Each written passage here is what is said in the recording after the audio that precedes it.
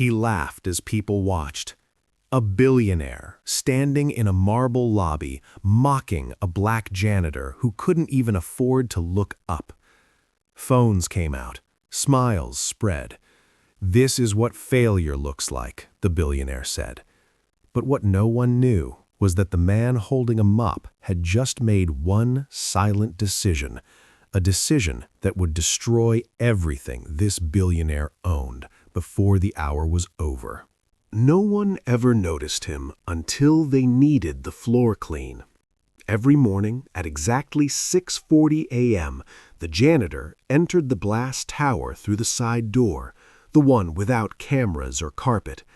He wore the same navy blue uniform, slightly faded at the elbows, his name stitched in white thread over his chest. Daniel. He moved quietly, like a shadow trained not to disturb the world that refused to see him. The building itself was a monument to wealth, polished marble floors, gold-accented elevators, walls that smelled faintly of imported wood and expensive cologne. Executives passed him daily, eyes glued to glowing phones, shoes clicking like metronomes of importance. Some stepped around his mop as if avoiding a puddle. Others didn't step around at all. Daniel never complained. He cleaned fingerprints off glass doors that bore names worth billions. He emptied trash cans filled with half-written ideas and half-eaten breakfasts. He listened, always listened, to conversations not meant for him, secrets whispered as if the air itself were deaf. That morning, the lobby buzzed differently. Security guards straightened their jackets. Receptionists checked their reflections twice. A hush fell, the kind that arrives when power walks in unannounced. The billionaire had arrived. His name alone carried weight. Investors bowed to it. Politicians answered calls from it. He wore a tailored charcoal suit, the kind that didn't wrinkle no matter how arrogantly its owner moved. His watch probably cost more than Daniel made in a year, maybe two. The billionaire strode into the lobby laughing loudly, surrounded by assistants and admirers who mirrored his smile like loyal reflections. He spoke as if the building belonged to him, because in many ways it did. Daniel was mopping near the center of the floor when it happened. The billionaire stopped suddenly. His polished shoe slid slightly on the damp marble. "Are you kidding me?" the billionaire snapped, looking down. Daniel froze. Instinctively, he pulled the mop back and lowered his head. "I'm sorry, sir," he said quietly. "I'll dry it right away." The billionaire didn't move. Instead, he laughed, a sharp, cutting sound that echoed off the walls. "Do you know how much these shoes cost? Probably more than your entire paycheck this month." A few people chuckled. Others pretended not to hear. Phones subtly lifted.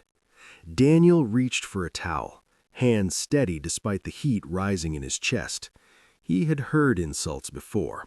This wasn't new. What was new was the way the billionaire leaned closer, eyes scanning Daniel like an object on clearance. "You people really should come with warning signs," the billionaire continued. "Wet floor, low expectations." Laughter spread wider now. It fed on itself. Daniel looked up for just a second, not in anger, not in defiance, but with a calm that didn't belong in moments like these. His eyes were dark, thoughtful, and unreadable. Then he looked back down. "I apologize for the inconvenience," he said softly. That seemed to irritate the billionaire even more. "Oh, listen to that," he mocked. "So polite, so grateful to be here." He turned to the crowd. "This is what happens when ambition stops early, folks. You end up holding a mop while others run the world." The lobby felt smaller, heavier. Someone whispered, "That's harsh." Someone else whispered, "He's just a janitor." Daniel finished drying the floor, slowly, deliberately. He placed the caution sign back where it belonged. Every movement was controlled, almost ritualistic. The billionaire shook his head. "Make sure you clean properly next time," he said. "I don't want to sue the building because someone didn't finish school." That was the moment. Not when the laughter peaked, not when the camera zoomed in, but when Daniel straightened his back. He didn't argue. He didn't beg. He didn't explain who he was or where he came from. He simply met the billionaire's eyes again and nodded. "Yes, sir," he said. The billionaire smirked, satisfied. Power had spoken. The hierarchy had been enforced. He turned away, already bored, already forgetting the face of the man he had just humiliated. Daniel watched him walk toward the elevators. Then, quietly, almost invisibly, he reached into his pocket, and for the first time that morning, Daniel made a decision that would soon force everyone in that lobby to remember his name. Daniel did not follow the billionaire with his eyes. Instead, he returned the mop to its bucket, squeezing out the water with slow, practiced hands. Anyone watching would have seen only a janitor resuming his duties, head down, shoulders relaxed, posture submissive. That was the version of him the world preferred, the version that made people comfortable. But inside, Daniel was thinking, not about the insult, not about the laughter. Those things had long ago lost their power over him. What stayed with him was something else entirely, the carelessness of it, the way arrogance made people sloppy, the way powerful men assumed silence meant weakness. As he pushed his cart toward the service corridor, memories stirred, uninvited but sharp.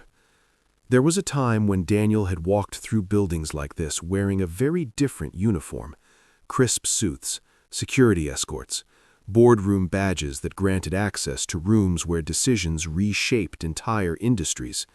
Back then, people stood when he entered. They listened when he spoke.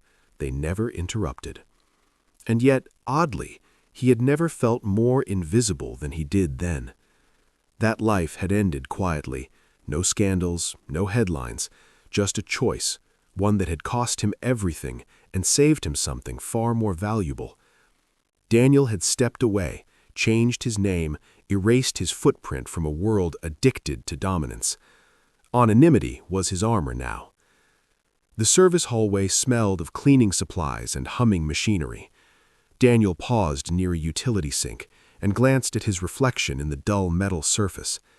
The face staring back was older, lined by discipline rather than regret. His eyes held something measured, observant, patient. People underestimated patience. As he worked his way through the floors, he noticed the subtle ripples left by the billionaire's arrival. Executives whispered more urgently. Assistants typed faster. Security guards shifted positions, communicating in glances and short codes over their earpieces. Daniel noticed everything. He noticed which guards were new, which ones carried themselves like professionals instead of bullies. He noticed the elevator that was suddenly restricted, the meeting room that had been cleared without explanation. He noticed the names printed on confidential folders tossed carelessly into trash bins. By noon, the building buzzed with anticipation. Something big was happening. Something expensive. Daniel emptied a trash can near a conference room and overheard a fragment of conversation. Final approval today. If this deal goes through, $1 billion valuation. He tied the bag neatly and moved on, expression unchanged. In the break room, 2 janitors spoke in hushed tones. "Did you see how he talked to that brother this morning?" one whispered. "Yeah, rich people think they're untouchable," the other replied. "World's built for them." Daniel poured himself a cup of coffee, black, no sugar. "They usually are," he said calmly. The men looked at him, surprised by his voice. Daniel rarely spoke unless necessary. "You okay, man? That was rough." Daniel nodded once. "I'm fine." And he was. Because long ago, he had learned something most people never do. Dignity is not something others give you. It's something you decide to keep, no matter the cost. Back on the lobby floor, the crowd from earlier had thinned. The billionaire's performance was already fading into gossip, already being reframed as just a joke by those who needed to believe that. But Daniel remembered every detail, not out of resentment, out of clarity. He glanced at the digital directory on the wall, scrolling through names of tenants and companies housed in the tower. One name stopped him, not because it surprised him, but because it confirmed something. His jaw tightened, just slightly. So that was the deal. So that was the urgency. Daniel checked his watch. He still had time. He wheeled his cart toward the east elevators, the ones executives rarely used but always assumed were private. As he cleaned the mirrored walls, he caught fragments of his own reflection layered over corporate logos and slogans about integrity and innovation. He almost smiled. At 1:17 p.m., Daniel reached into his pocket again. This time, he pulled out his phone. The screen lit up. He scrolled through contacts that had not been used in years, names that once opened doors across continents. He stopped on one. The name alone carried authority far beyond the billionaire's wealth. Daniel hesitated, not because he was afraid, but because once this call was made, there would be no undoing what came next. Around him, the building continued its routine, blissfully unaware that its balance had already begun to shift. Daniel pressed the call button. The line rang once. Then a voice answered. "Daniel," it said quietly, "I was wondering when you'd call."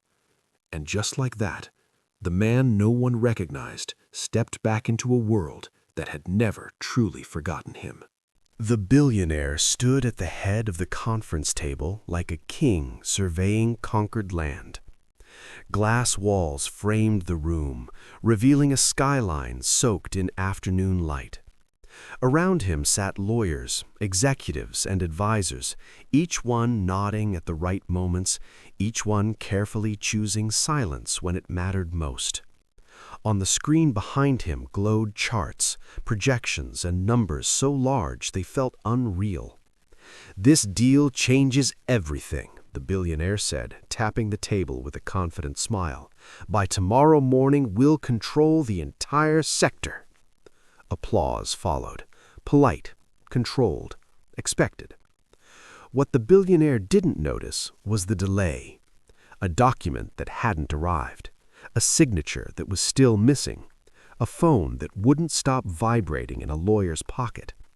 Downstairs, in the quiet shadow of the service elevator, Daniel held his phone to his ear.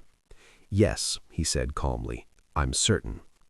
There was a pause on the other end, a breath. "Are you asking for a review or a halt?" the voice said carefully.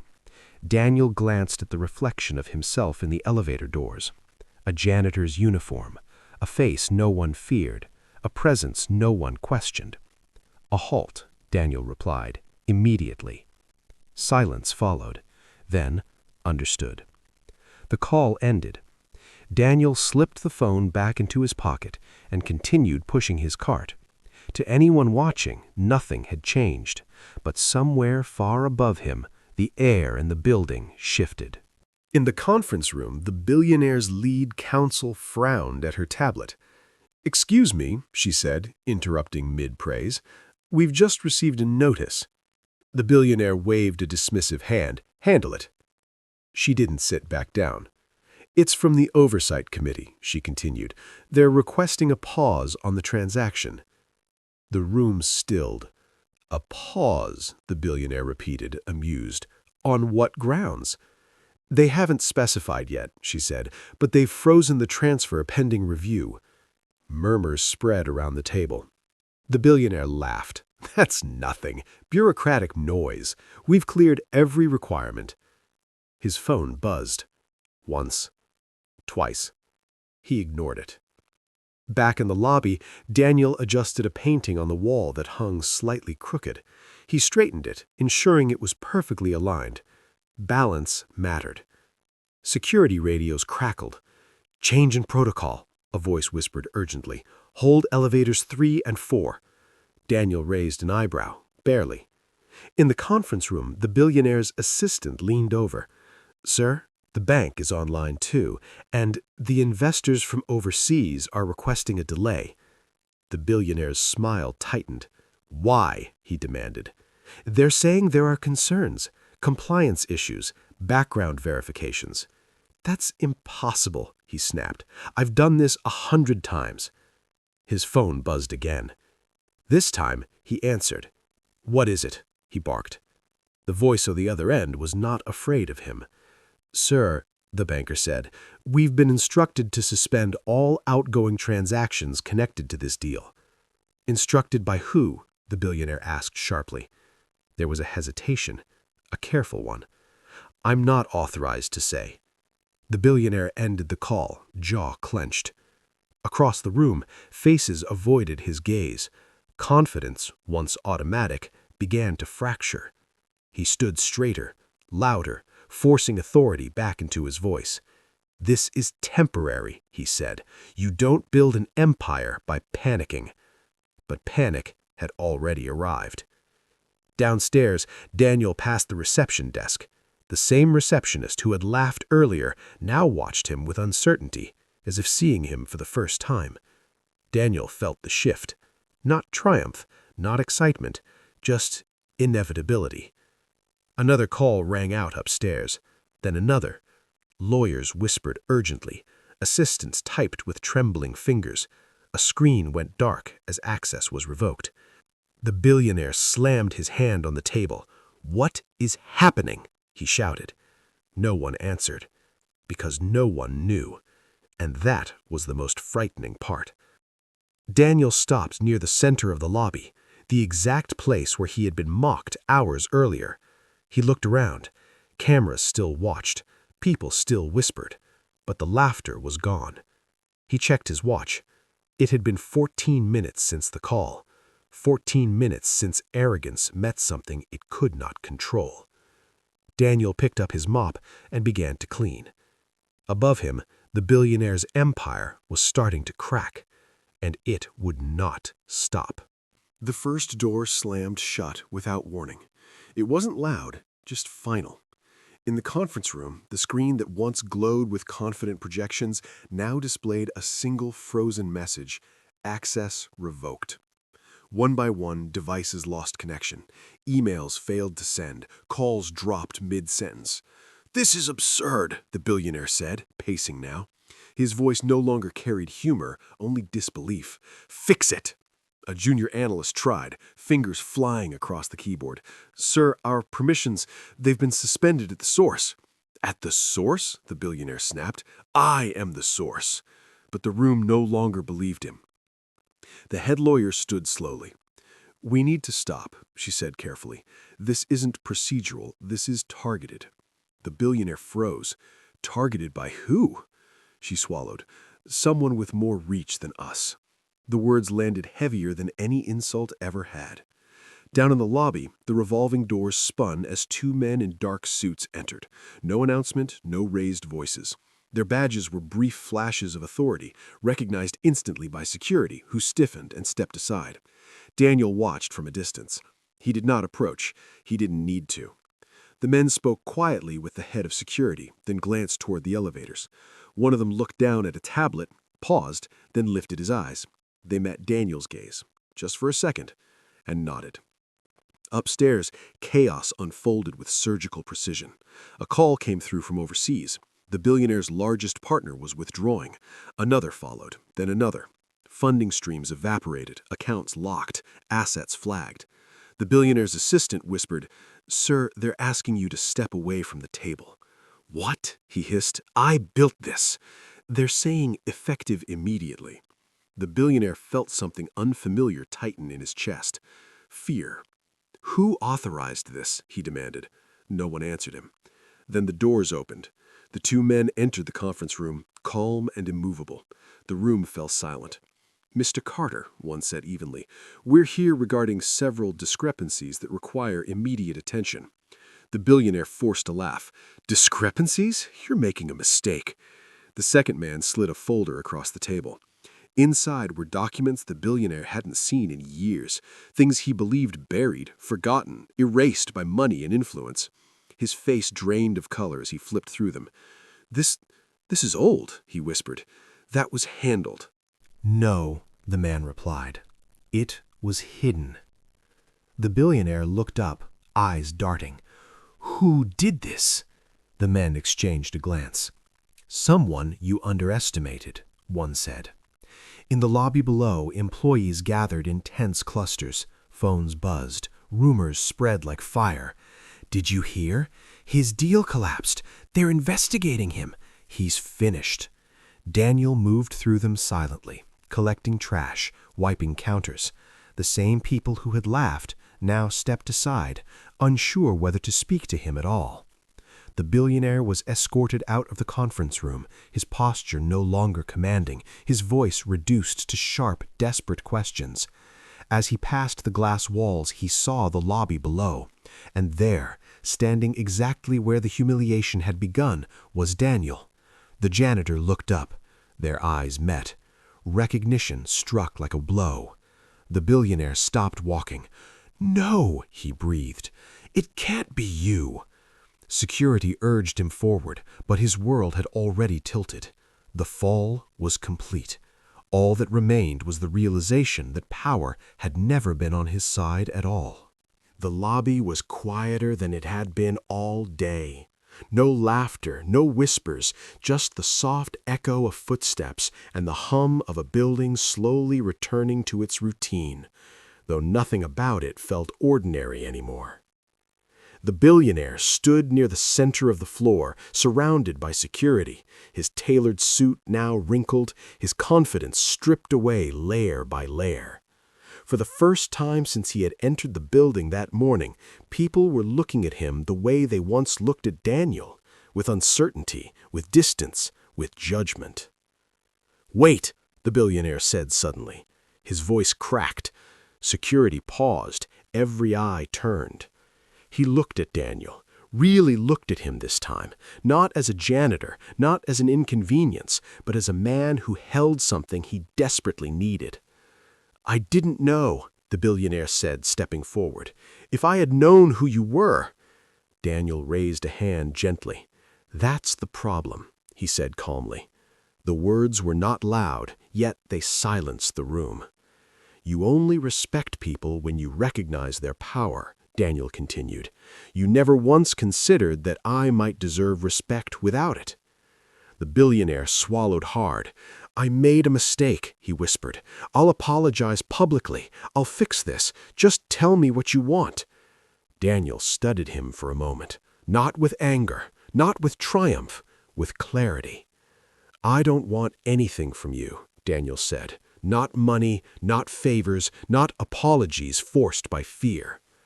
The billionaire's knees buckled slightly. "Please," he said, "I'm asking you."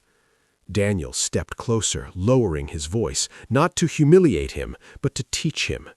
"You laughed at me because you thought I was invisible, and when you believe someone is invisible, you allow yourself to become cruel."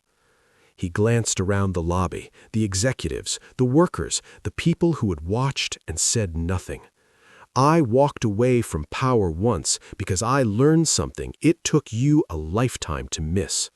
Power without humility is just noise, and respect demanded is never respect earned." The billionaire's eyes filled with something dangerously close to tears. "What happens now?" he asked. Daniel looked at the mop resting against the wall, then back at the man who had mocked him. "Now," Daniel said, "you live with the lesson." He turned to the security guards. "You can take him." As they escorted the billionaire out, no one clapped, no one celebrated. The moment wasn't about revenge, it was about awareness. Daniel picked up his mop and returned to his work.